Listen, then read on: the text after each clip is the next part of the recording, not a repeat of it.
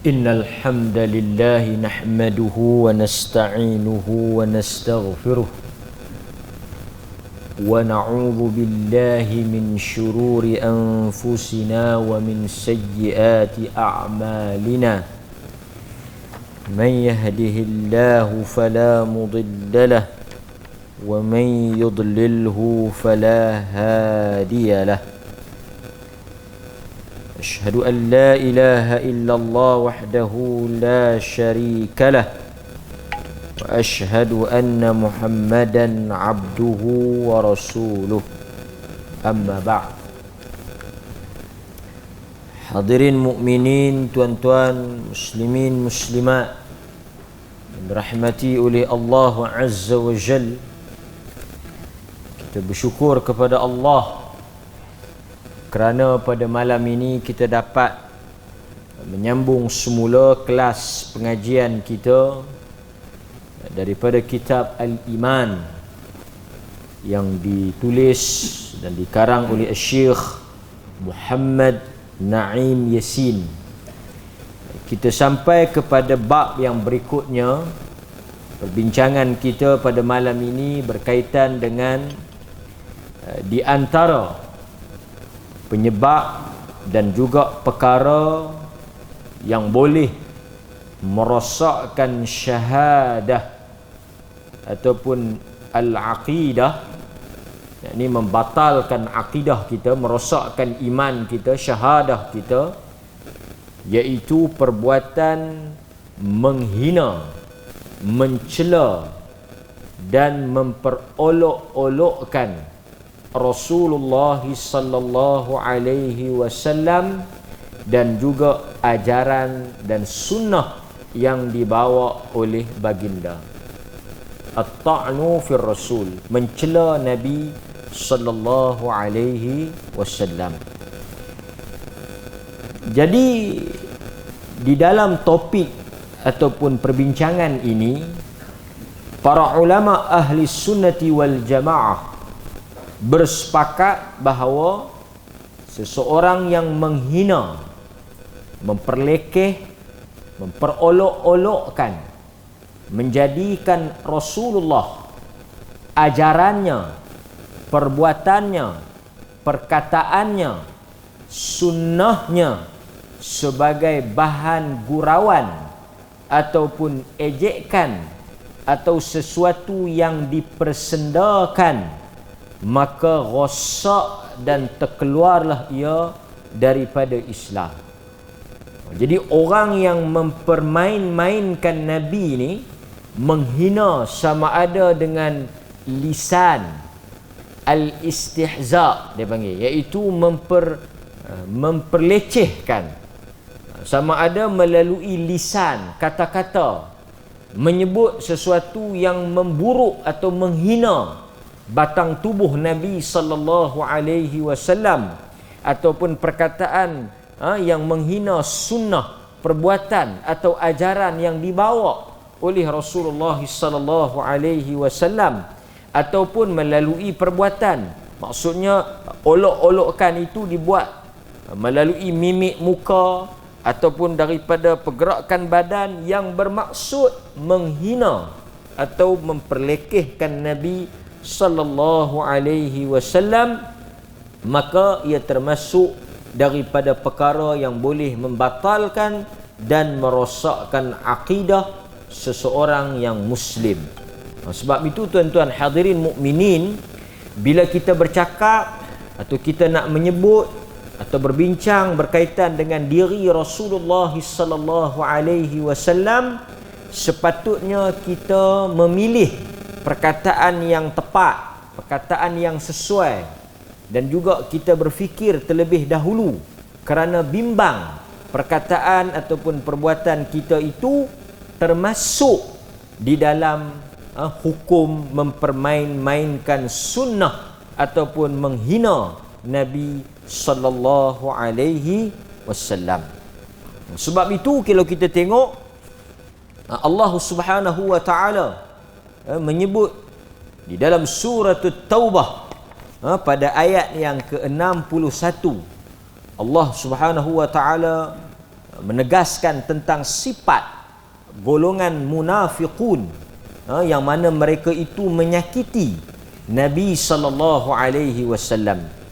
Wa minhumul ladzina yu'dzuna an-nabiy wa yaquluna huwa udhun qul udhunu khairin lakum yu'minu billahi wa yu'minu lil mu'minina wa rahmatun lil ladzina amanu minkum wal ladzina yu'dzuna rasulullah lahum adzabun alim. Maksudnya, dan di antara orang-orang munafik itu ada yang menyakiti Nabi sambil mereka berkata, dia, yakni Muhammad, orang yang suka mendengar dan percaya apa yang dia dengar. Katakanlah, dia mendengar dan percaya, yakni Nabi itu dia mendengar dan percaya apa yang baik bagi kamu. Ia beriman kepada Allah dan percaya kepada orang-orang yang beriman. Ia adalah rahmat bagi orang-orang yang beriman di antara kamu.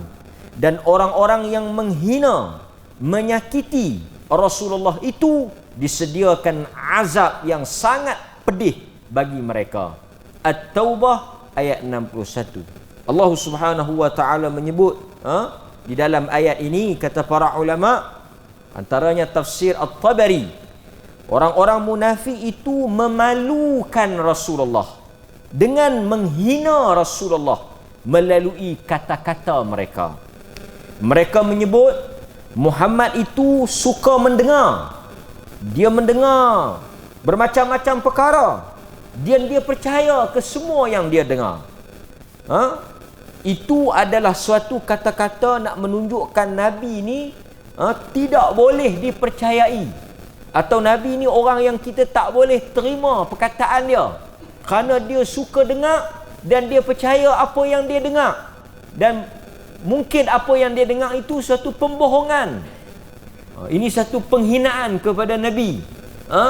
Maksudnya, apabila Nabi sebut kata ini adalah wahyu Allah, apa yang dia sebut, apa yang dia sampaikan ini merupakan perintah Allah, itu adalah satu dipermainkan oleh munafik. Maksudnya bila Nabi kata ini daripada Allah, ini arahan Allah, ini wahyu Allah, jangan ambil peduli apa yang Nabi kata tu, ataupun jangan ambil kira apa yang Muhammad kata tu. Dia memang suka bercakap dan dia suka dengar, dan apa yang dia dengar dia sendiri tak faham. Itu antara penghinaan dan juga pelecehan yang dilakukan oleh orang-orang munafik kepada Nabi sallallahu alaihi wasallam. Bahkan kata Asy-Syaikh Mustafa Al-Maraghi, kata beliau, sesiapa yang menghina ataupun memperlecehkan Rasulullah walaupun setelah baginda wafat, hukumnya sama seperti mana menyakiti baginda ketika ia masih hidup. Sesiapa yang menghina Rasulullah, memperlecehkan Rasulullah walaupun selepas daripada kewafatan, tetapi perkataan yang dia ucap itu sama seperti mana dia menyakiti Rasulullah ketika dia masih hidup. Kan? Sebagai bukti, seseorang yang beriman tidak mungkin akan menghina atau menyakiti Nabi, kerana ia adalah salah satu daripada penderhakaan dan dosa yang sangat besar. Kata Syekh Al-Maraghi, kalau benar-benar beriman, kalau benar-benar mencintai Islam, kalau benar-benar mencintai Allah dan Rasulnya, tak mungkin ada dalam diri seseorang yang beriman itu sikap memperlekeh dan memperlecehkan sunnah dan juga ajaran Nabi sallallahu alaihi wasallam. Okey. Kata Syekh Mustafa Al-Maraghi lagi, kata dia, dahulu ada di kalangan manusia yang menyakiti Rasulullah dengan melemparkan pelbagai tuduhan. Tuan-tuan, saya sebut sikit. Manusia ni, kita semua termasuk Nabi sallallahu alaihi wasallam, berhadapan dengan dua penyiksaan ataupun dua torture, penderaan. Setuju atau tidak kalau saya kata kat tuan-tuan, penderaan fizikal. Orang tampak, tumbuk, terajang, sepak, pukul, fizikal. Sebenarnya walaupun kesan luka, lebam, berdarah, pecah, patah, tetapi tidaklah sesakit dan seteruk penderaan mental. Mental torture. Sebab itu kalau orang main tampak kita pang, macam satu video hari ni dia bertunjuk. Satu orang, tuan-tuan nak berjalan dalam masjid ni, tolong perhati elok-elok. Orang tua tu jalan nak pergi sidai sejadah, terpijak, tangan terpijak. Kadang-kadang semayang ni biasalah. Kita kadang-kadang semayang kan, kita mangkit lambat ke, mangkit cepat ke, terpijak kepala orang belakang kan. Kadang-kadang ni dia tampak kepala kau tu terjatuh ke piah. Tak puas hati lagi ni. Kau lepas semayang, bukan lepas main pakau. Bahasa kita faham ambil kan, bukan lepas main judi, lepas mayang. Kawan yang samsing tu pun duduk tengah.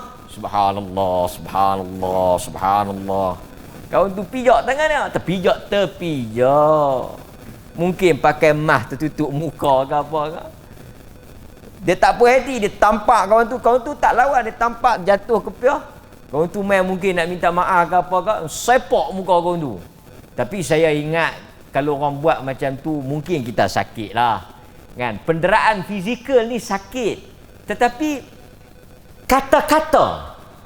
kata-kata ni, mental torture ni, mungkin dia tak ada bekas, tak ada kesan, tak nampak luka, tak nampak berdarah.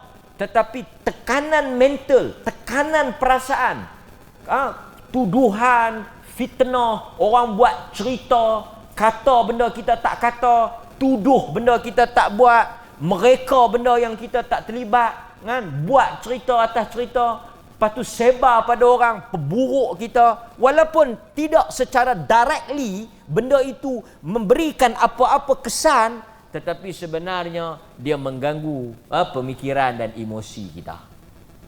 Pasal itu kadang-kadang bila kita bergaduh kan dengan suami isteri ke, anak-anak ke, kita taklah pukul dia, tapi kata-kata itu tajam, kata-kata itu sinis, kata-kata itu pedih, lebih pedih daripada pisau dan pedang. Sebab itu Nabi ni kalau kita tengok macam-macam orang buat dekat dia. Antara benda yang mengganggu ataupun antara benda yang memberikan kesan kepada Nabi ni apa dia? Tuduhan, fitnah ataupun gelaran. Kata Mustafa Al-Maraghi, orang tuduh Nabi ni tukang tilik, ahli nujum, bomoh, orang gila.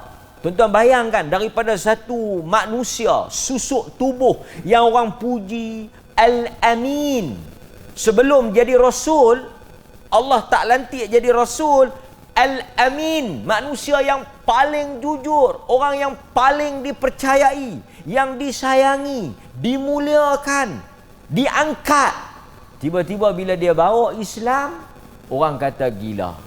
Tuan-tuan mungkin tak pernah lah orang kata apa kat tuan-tuan. Mungkin kalau orang kata tuan-tuan perempuan, dia ni kan, dia tahan bahasa kita lah kan. Kalau dia tampak kita kan lain dia.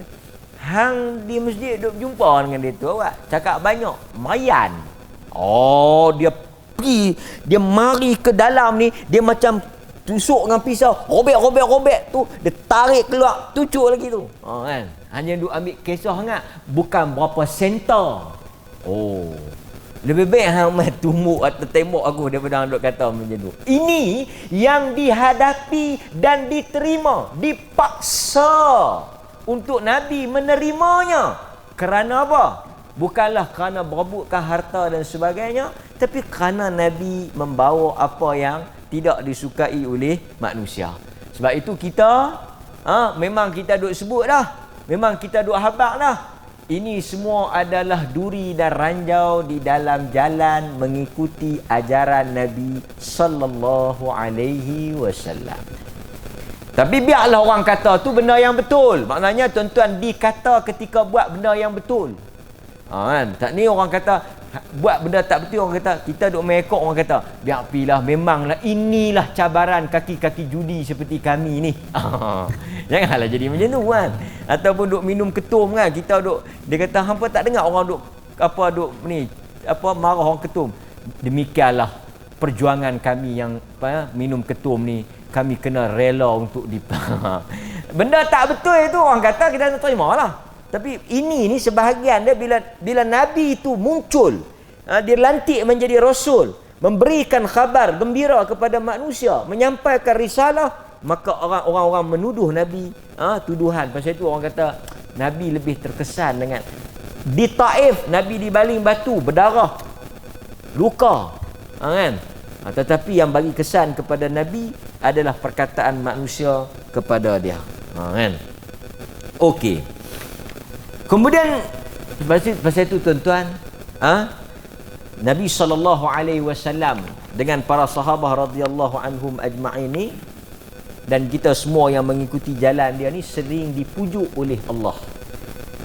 Sering dipujuk oleh Allah apabila Allah menceritakan tentang sirah orang-orang sebelum daripada kita. Sebab itu kadang-kadang kita tertanya-tanya, kenapa Allah suka banyak kerap ulang cerita para Nabi? Kenapa Allah mengisi antara kandungan dalam Al-Quran, perkara yang banyak dalam Quran tu apa dia?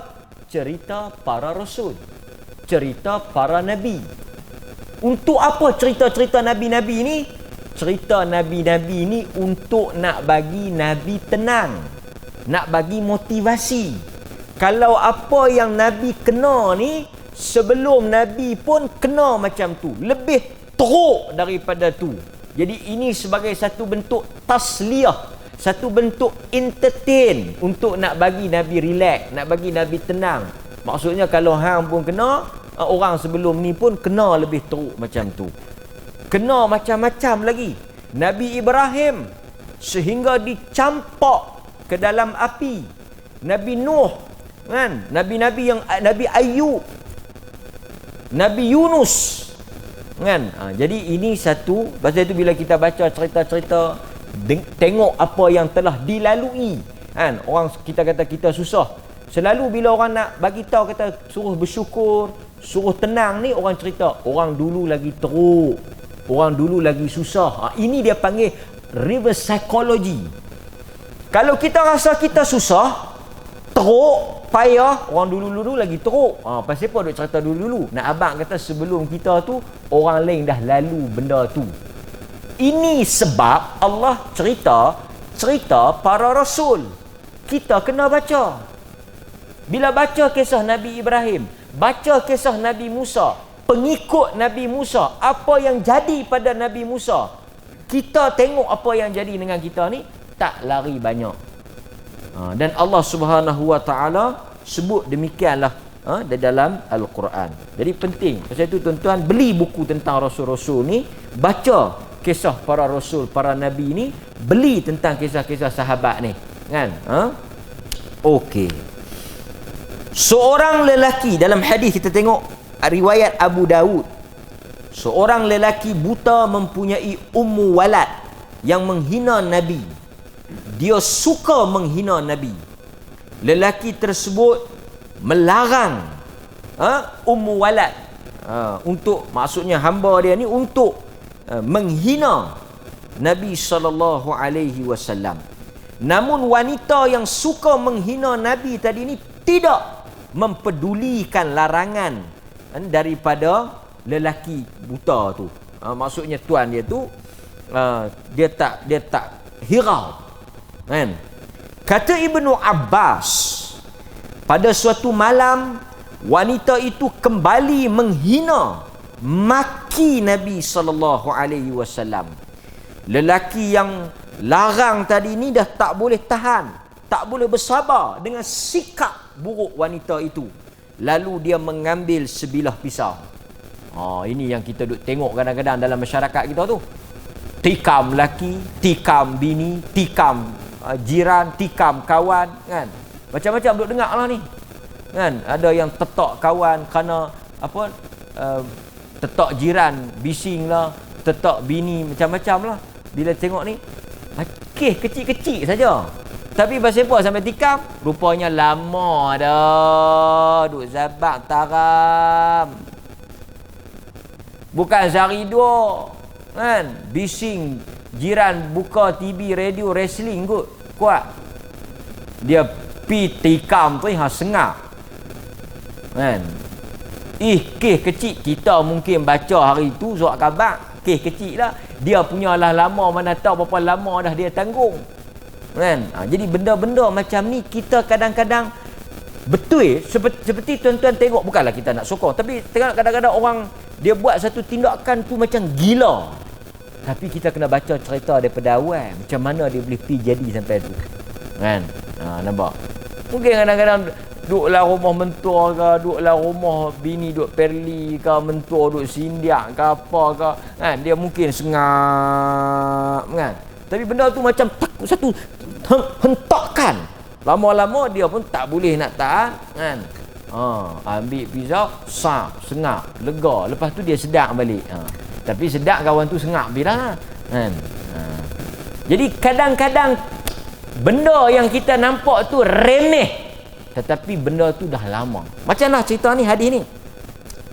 Wanita tu terus menghina. Walaupun dilarang, dia tidak mempedulikan larangan tersebut. Maka Ibnu Abbas kata, pada satu malam, lelaki tersebut mengambil sebilah pisau yang tajam dan menikam perut wanita tersebut. Ini saja dia punya buah. Nak bagi dia ketahuan, bagi dia sengap, tikam. Kan?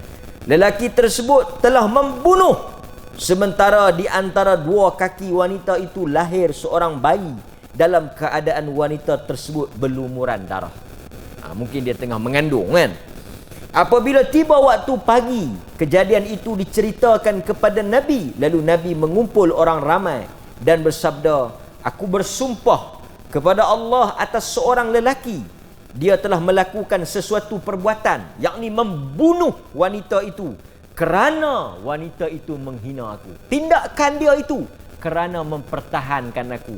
Tindakan dia itu kerana apa? Cintanya dia kepada aku.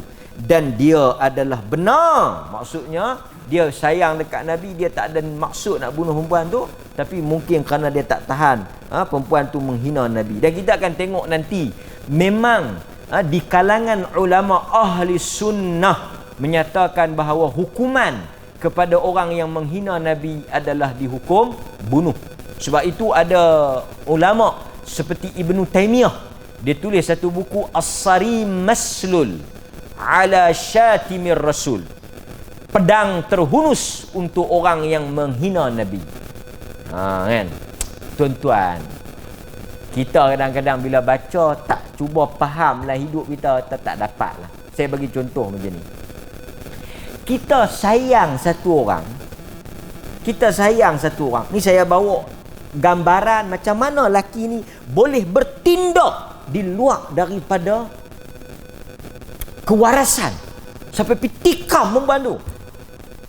Kita kalau orang ni yang kita sayang tiba-tiba dihina ataupun dimaki, seperti orang mungkin tuan-tuan tengok di Indon, bukan Indon saja, banyaklah lagi cerita anak tikam pak. Sebab apa? Baca tak? Duk baca apa ni PKP? Anak tikam pak di Indon baru ni. Yang terbaru saya ingat saya di Indon. Tapi di Malaysia pun ada kes. Dalam drama pun banyak. Di India banyak juga cerita. Satu orang anak tikam, sama ada bapak tiri atau bapak kandung. Bila polis buat siasatan, kenapa budak ni tikam bapak dia? Kerana bapak dia duk pukul mak dia. Bapak dia menyakiti orang yang dia sayang. Bapak dia telah mendera orang yang dia cinta, mak dia, yang melahirkan dia, dan menyebabkan dia rasa dia kena bangkit mempertahankan mak dia. sehingga dia tak berfikir panjang. Yang penting mak dia dipertahankan, mak dia tak disakiti lagi, dan dia tak kira pak dia apa, yang dia nampak selagi ada manusia ini, mak dia tak selamat dan mak dia tak akan boleh hidup tenang, dia bunuh. Demikian perasaan cinta untuk nak mempertahankan manusia yang kita sayang menyebabkan kita akan sanggup bertindak walaupun benda itu mungkin satu benda yang buruk bagi kita. Tak adakah perasaan itu dalam diri kita apabila berkait dengan Nabi sallallahu alaihi wasallam? Sebab itu kadang-kadang kita tengok di sekolah ni banyak cikgu-cikgu pencen bertumbuk bergaduh pasal apa? Dok lawan kata maki pak. Yang duk jadi betojel yang nak jadi bunga tik, orang boleh kata kan. Nak jadi tak ketahuan tu mula dok kata kat pak aku. Pasal itu Nabi kata, jangan maki bapak kamu. Sahabat tanya, ya Rasulullah, macam mana satu orang boleh maki bapak dia sendiri? Tak mungkin kita akan maki bapak kita. Tak mungkin satu anak dia akan maki bapak dia. Nabi kata bukan maksud maki bapak tu kamu kata dekat bapak kamu, tak. Tapi kamu hina satu orang bapak orang lain yang menyebabkan apa? Kita maki bapak dia nak biar saja. Tuan-tuan tengok. Labu-labi, tengok tak labu-labi? Ini kepala bapak hang. Ini kepala bapak dia. Kan? Kalau hang berani, hang pijak kepala bapak dia. Kalau hang berani pula, hang pijak kepala bapak dia. Mana kepala bapak hang? Tuan-tuan, kita kadang-kadang mungkin tak respon, kita mungkin tak marah sangat kalau orang kata tentang diri kita. Tetapi bila dia menyentuh tentang manusia yang kita sayang dalam hidup kita ni, mak bapak kita, keturunan kita. Tapi bila dia sentuh keturunan kita, dia hina mak ayah kita yang membesarkan kita, dia sudah melebihi daripada batas-batas yang kita rasa kita boleh bersabar. Mungkin dia kata kat kita, dia tampak kita ke, dia bully kita ke, kita boleh bersabar.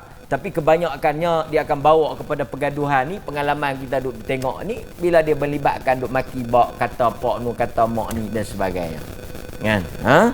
Hadirin mukminin, demikianlah bila kita baca hadis-hadis ni, kita kena tahu tindakan mereka ni kerana cinta dan kasih kepada Nabi. Pasal itu kita tengok ada seorang anak yang offer untuk dia bunuh bapa dia sendiri. Abdullah, anak kepada Abdullah bin Ubay bin Salul. Tuan-tuan tahu kan, Abdullah ni anak kepada Abdullah yang mana bapa dia itu ketua kepada orang-orang munafik di Madinah. Abdullah bin Ubay bin Salul. Abdullah bin Ubay bin Salul ni, dia ni munafik besar, ketua, kepala, dan dia ni banyak akal duk bagi Nabi ni jadi macam-macam. Duk buat kono-kono, akal dia semua nak bagi Nabi jadi tak elok. Cucuk kawan ni, buat cerita kawan nu, buat cerita ni. Cerita Aisyah pun mai daripada dia. Sehingga kan anak dia beriman. Abdullah bin Abdullah, anak dia Abdullah, anak dia offer untuk pi bunuh, pancung kepala bapa dia sendiri. Pasal apa? Kerana bapa dia telah hina Nabi sallallahu. Inilah maksudnya kamu mencintai Nabi lebih daripada mak bapak kamu.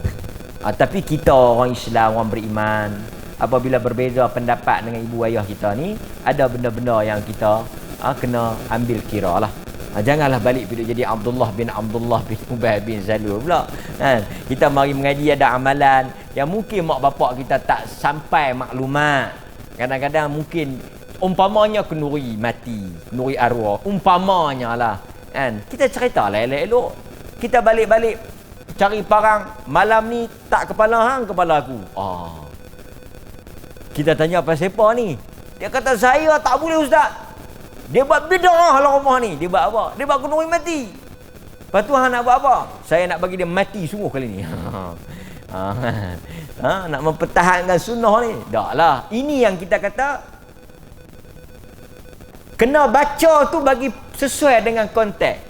Abdullah ni memang dia lawan betul.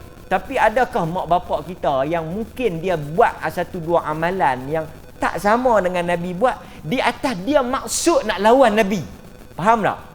Berapa banyak orang yang buat satu amalan bukan dengan maksud dia. Tuan-tuan, kita mungkin kata benda tu tak sunnah. Dia yang buat tu dia kata tak? Kita kadang-kadang tak faham tau. Kita kata benda ni tak sunnah. Dia yang buat tu bukan kerana dia kata benda tu tak sunnah. Kerana dia anggap sunnah lah dia buat. Maka sebab itu kita tak boleh baca dia macam kita. Mereka ni memang nak masuk neraka. Saya ingat tuan-tuan bersetuju dengan saya. Tak ada siapa dalam atas dunia ni yang nak masuk neraka. Hatta orang main judi nombor ekor pun kalau kita tanya, kalau Tuhan nak buang dalam neraka, hang mau ke? Dia kata, aku tak maulah. Nanti aku bertobat lah. Tak apalah, sabarlah dulu.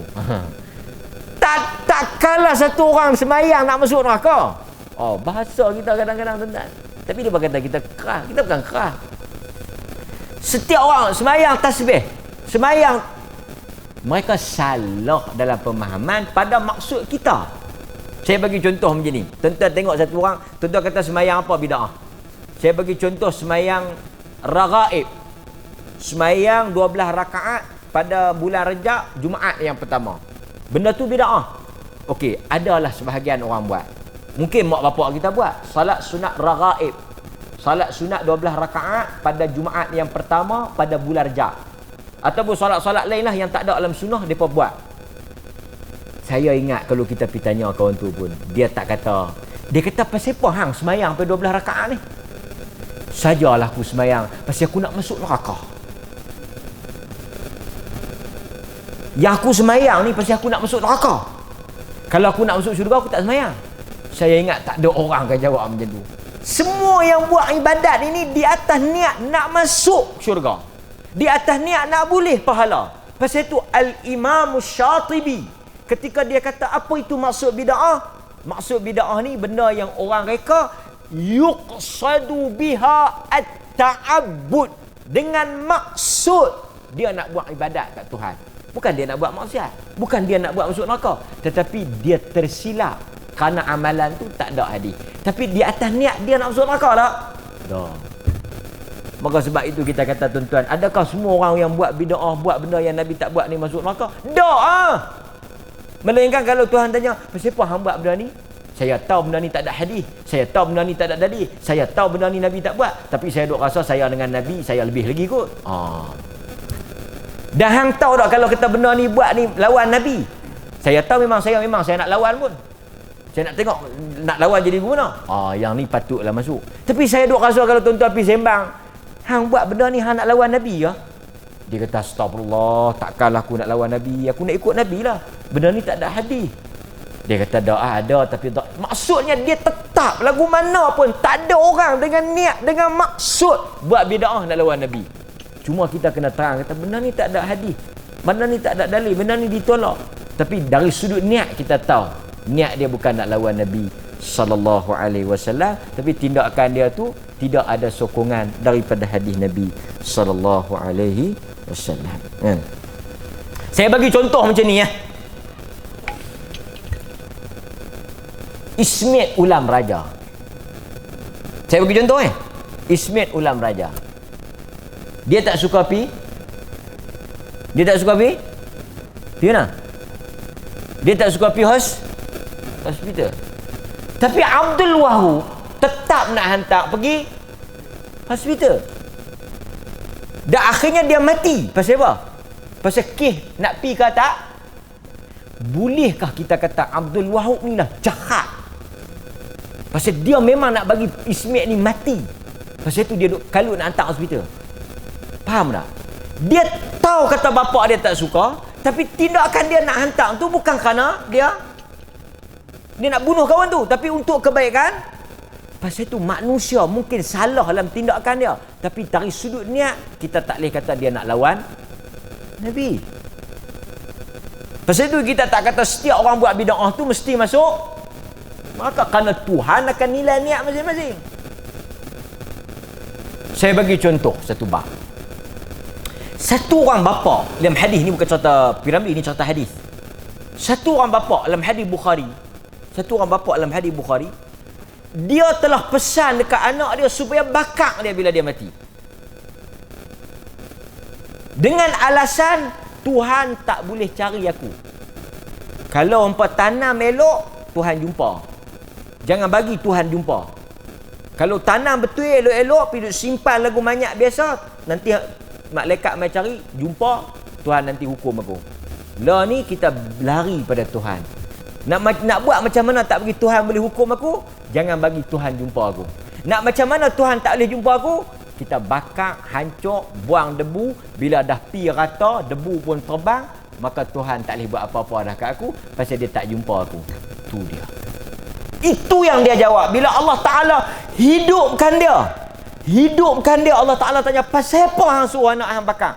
Pasal apa hang suruh anak hang tabuk debu rata-rata? Kerana aku tak mau engkau jumpa aku. Kena, ya Rab, wahai Tuhan, kerana kalau kau jumpa aku akan dihukum. Dengan buat begini, kau tak akan boleh jumpa aku. Dia telah sangka Tuhan tak mampu untuk jumpa dia. Maksud tindakan dia tu, kalau kita memang layak masuk neraka. Dia pelekeh Tuhan macam tu. Dia telah pun meragui, dia telah pun meletakkan Tuhan tu seperti kita. Maksudnya lekeh. Tapi apakah kesudahan Tuhan buat untuk dia? Dia masuk syurga. Tindakan dia. Jadi tuan-tuan, bagus ya macam ni masuk syurga. Dia bukan masuk syurga kerana tindakan dia. Kata Ibn Taymiyah, dia masuk syurga kerana Tuhan ampun dia di atas takut dia kepada Allah.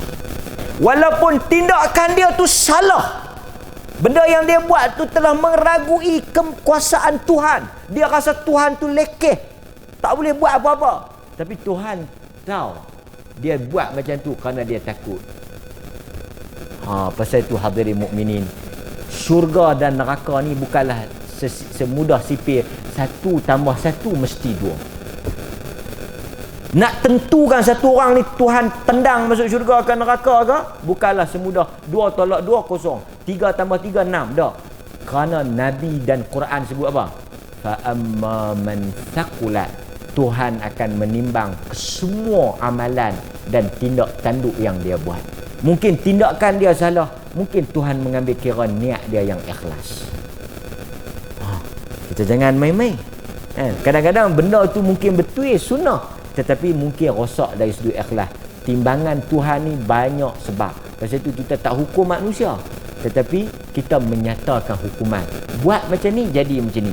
Adapun orang tu sendiri atas kehendak Allah. Balik pada hadis kita. Lalu tuan-tuan hadirin mukminin, kemudian lelaki yang buta tadi ni, yang Nabi defend dia tu, dia melangkah di antara manusia hingga dia duduk di hadapan Rasulullah. Dia tampil mai kan? Lalu dia berkata, ya Rasulullah, aku adalah suaminya. Dia kata, ni sebenarnya bini aku, tetapi dia satu wanita yang tidak berhenti walaupun aku melarang dia daripada menghina engkau. Itu tindakan yang aku tak boleh terima. Dia tetap tidak berhenti dan mempedulikan arahan aku. Aku telah diberikan melalui benihnya 2 orang anak. Dia adalah isteri yang aku sangat sayang. Maksudnya, kadang kita tikam kaki Nabi pun memang cuma dengan dia sama. Faham ke tak? Kita kadang-kadang tu hak Nabi tu sikit dah, hak kita tu lebih. Saya tak boleh tampak dia 2 dah pasal apa? So ni tak mau pasal dia duk geram ada kes lain kan. Adalah. Kadang-kadang manusia ni dia bertindak, dia bubuh atas nama agama, tapi sebenarnya dia buat tu atas kepentingan diri dia. Ada banyak sebab lah kan. Panjanglah kita nak bahas. Dia kata bini ni bagus. Ada anak, dia bagi aku anak 2 orang, cantik-cantik, aku pun sayang. Dia pun aku sayang. Kalau tak pasal mulut dia yang duk hina Nabi, duk hina engkau ya Rasulullah, aku ingat kami tak ada masalah. Namun semalam dia telah mencelamu, menghinamu. Lalu aku mengambil keputusan, pisau ini akan menikam dia. Nabi kata apa? Ketahuilah, sesungguhnya tindakan itu benar. Wanita itu telah halal darah dia kerana dia hina Nabi. Pasal tu ulama kata hukuman bunuh Nabi, hukuman hina Nabi ni bunuh kerana dia terkeluar murtad. Murtad, dia bukan lagi Islam. Bila bukan Islam, halal darah dia di atas. Tapi kita tak boleh ambil tindakan sendirilah. Yang ni diberi pengakuan oleh Nabi. Tapi kita urusan ni, kalau tidak dia lawan tikam, itu pun bukan dia maksud nak hina Nabi. Kita pasal dia hina Nabi. Kadang dia hina kita. Contoh macam ni lah. Orang, saya sebut tuan, kadang-kadang orang tak beli barang tu bukan kerana dia tak mau barang tu, tapi kerana kita yang jual. Pasal apa? Pasal dekat orang lain dia boleh beli pula. Tuan-tuan faham tak saya nak bagi analogi ni? Saya bagi contoh, tuan-tuan jual dua-dua. Dia tahang ni tak mau beli dua-dua aku. Dekut nak mampu. Tolonglah kawan-kawan tu, belilah. Duit nak bawa mati. Kita yang nak beli pun dengar mulut punya jahanam lagu ni tak kelapang nak beli. Tiba-tiba mai satu orang lain lagi jual dua-dua. Kita pun duk habaq, dia ni bukan nak makan dua-dua, dia ni bukan makan dua-dua kan. Datang mai satu orang lain dia jual dua-dua je. Dah nak beli dua-dua. Dia dua-dua ni sedap. Kalau hang tak mau beli pun hang beli bila sedekah ke apa ke, hang tolong bila aku sikit kan. Aku tahu hang ni jenis suka tolong orang. Hang beli ada berapa? Ada 10. Abang mai semua. Lepas tu kita hang kat aku tak mau beli. Maksudnya bukan isu barang tu, tapi yang dia tak berkenan tu cara kita. Orang putih kata approach kita tu. Macam itulah juga Islam, dakwah, sunnah ke apa ke. Dia tak mau ikut tu bukan pasal konten tu, amalan tu, tapi kita dia tengah hang kalau tengok ke muka ni Tuhan tak tahu neraka mana hang. Mayang balok. Apa tu dah pipi terus kepok kawan tu tak tahu mana hala, tiba-tiba kata neraka mana pun Tuhan tak tahu nak tahu. Tu dia. Memang satu orang ni dia rahmat, dengan rahmat kasih sayang pujuk kita mungkin. Pasal tu kadang-kadang depa ni bukan mau sunnah. Oh bahasa. Depa ni bukan nak ikut Nabi. Depa ni bukan nak mau ke Islam. Jenis nak lawan Islam. Cara hang habaq tu pun kalau Nabi ada Nabi pun tak ikut hang. Kita kena beza. Tuan-tuan, tolak sunnah, tolak Islam erti kafir. Tapi tolak kita tak kafir. Tuan-tuan, satu orang tak main dengar ceramah saya. Saya bagi contoh saya. Tahu nak ceramah. Dia tu tak pergi dengar ceramah ustaz. Mungkin dia tak suka kat saya. Lain. Tapi kalau dia tu tak main dengar ceramah ustaz, dia tu agama kan mau dengar. Bukan mau sunnah-sunnah ni. Kali kira dia tu. Tapi kita tengok ceramah orang lain dia pergi dengar. So, pasal apa dia pergi dengar orang lain dia tak dengar kita? Mungkin pendekatan. So, kita kalau dia tak mau dengar ceramah kita tak apa. Kita tak boleh kata apa. Pasal kita bukan Nabi. Siapa yang ikut Nabi hendaklah ikut saya. Siapa yang tak ikut saya, dia tak ikut Nabi. Tu dia. Artinya kita dengan Nabi tu setara. Tuan-tuan, kita kena lapang dada. Pasal tu kita jangan mudah. Tak mau kita, artinya tak mau Islam. Tolak kita, artinya tolak Islam. Islam tu bukan duduk di tangan kita. Islam itu milik Allah dan Rasul. Tapi kalau terang-terang dia habaq dia tak mau kat Allah Rasul, tu lain lah. Yang dia duduk habaq kat orang, dia tak mau kat kita. Tak apalah tak mau kat kita. Bukan kita nak menikah dengan dia ke ataupun apa kan. Kalau balik-balik dia betul habaq. Dia tu tak mau, dia bukan suka kat ustaz. Tak apa. Yang kita kecemah lemah perut ni, bila balik-balik bini kita kata, cik tak mau lah kat abang. Tu kita kecemah sikit lah. Jadi kita nak tidur dengan bini kita, bukan nak tidur dengan dia. Faham ke dia? Tak habis juga hadis kita. Tak sambung Jumaat depan lah. Sallallahu ala nabiyyina Muhammad wa ala alihi wa sahbihi wasallam. Walhamdulillahi rabbil alamin. Assalamualaikum warahmatullahi wabarakatuh.